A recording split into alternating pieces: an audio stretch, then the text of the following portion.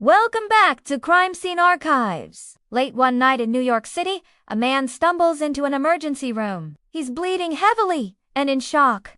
Deep bite marks cover his arm, his leg, and his neck. He tells the doctors he was attacked by a dog, but the wounds don't match.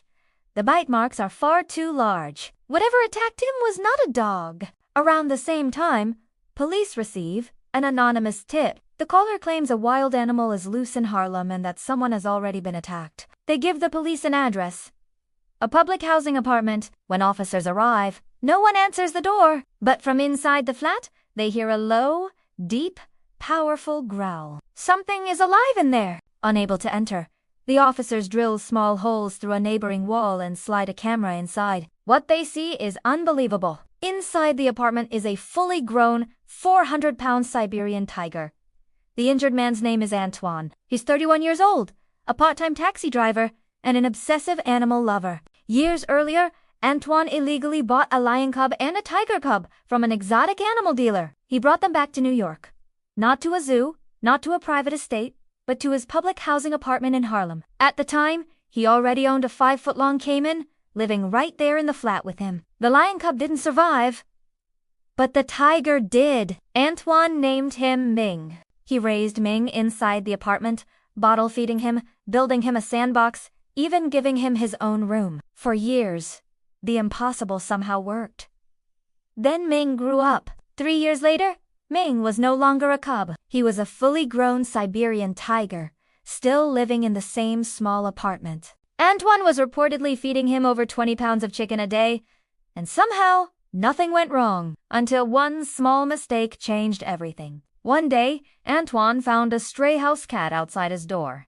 He took it in and named it Shadow. He kept Shadow separated from Ming, but about a week later, during some rough play between Antoine and the tiger, Shadow slipped out. Ming saw the small cat, and instinct took over. Ming lunged.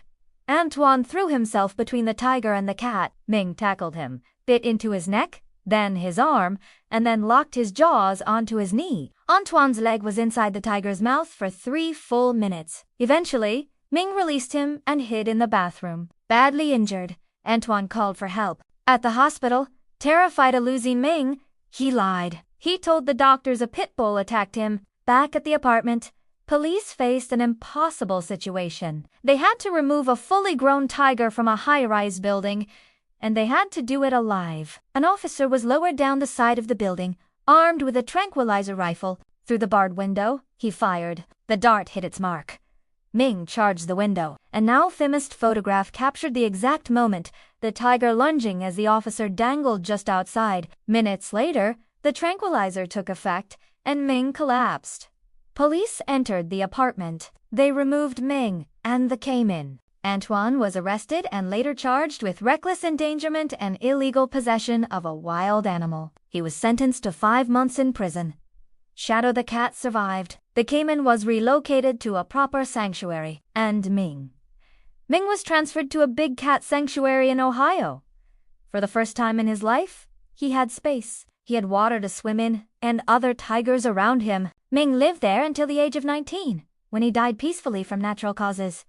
This wasn't a story about cruelty. It was a story about denial, about believing that love could ever replace instinct, and about how close an entire apartment building came to disaster without ever knowing what lived behind one locked door. If you enjoyed this story, don't forget to hit that subscribe button, and let me know what you think in the comments below. Should we have been liable for the death of the cub? Thanks for watching.